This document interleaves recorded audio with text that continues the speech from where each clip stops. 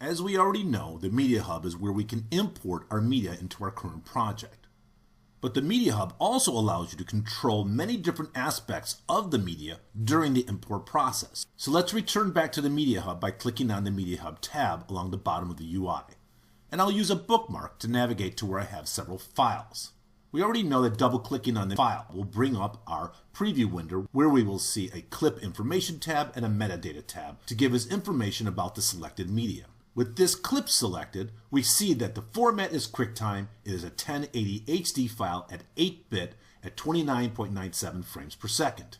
If needed, during the import process, you can change any of these settings. Looking down at the bottom of the UI for the Media Hub, we have several different tabs to control and change different aspects during the import process.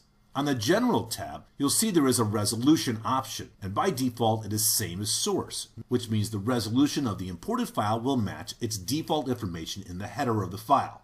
If you need to change it, just click on the flyout and you'll see all the possible default settings, including a custom option if needed.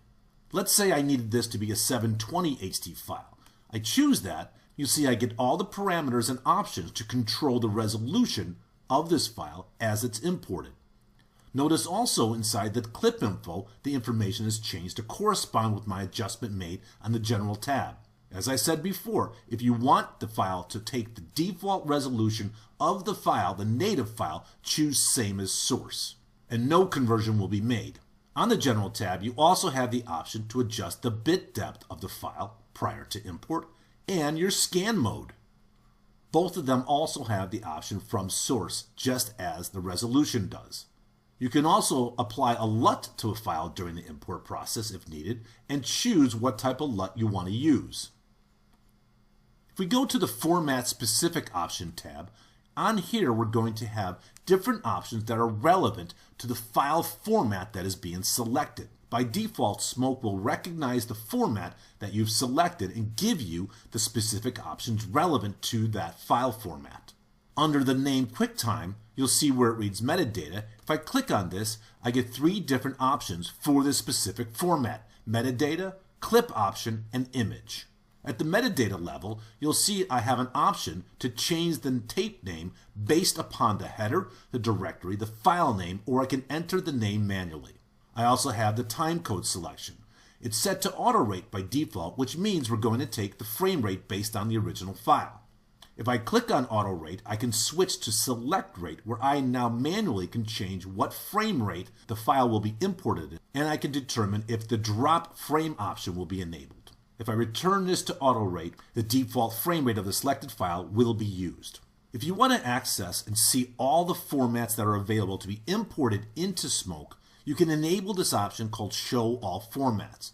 You'll notice where it reads QuickTime now became a pop-up. And if I click on it, I can access any one of the many file formats that can be brought into Smoke, and then I can set up the format-specific options for that specific format. But as I said earlier, Smoke will recognize the file format as you select it if needed. So I'll disable Show All Formats, and I'll use a bookmark to navigate to where I have some red files. With a red file selected, in our clip info you can see the resolution, the frame rate, and all the other metadata available to us from the red file. Again, notice in the format list it reads R3D. Smoke knows this is a red file, and if you look, I now have different options available to me for metadata. The tape name options remain the same as they were for the QuickTime, but now I have new options relevant to red files, such as the flip setting and the timecode selection. In the flyout that reads metadata now, I also have options for the deburring and the color. If I switch to color, I now get the color science options, and I get the HDRX settings. And depending upon what color settings I choose, I will receive other options relevant to that color science that I've chosen. Switching over to the deburring setting, we can see here I can change the deburring settings from 16th all the way up to full, and I can also change the bit depth settings. No matter what file format you are choosing, you can save and load these settings to be reused and repurposed in other projects. So as we can see, the Media Hub is an extremely powerful media management tool, not only for accessing and importing your files, but controlling them during the import process. And remember, you can always drag and drop from the Finder if you want to. And when you do, the options you have set up inside of your Media Hub will still be respected even though you are dragging from the Finder. Once you have all your media imported based on the general settings and your format specific options, it's time to go to the timeline and start doing your editing.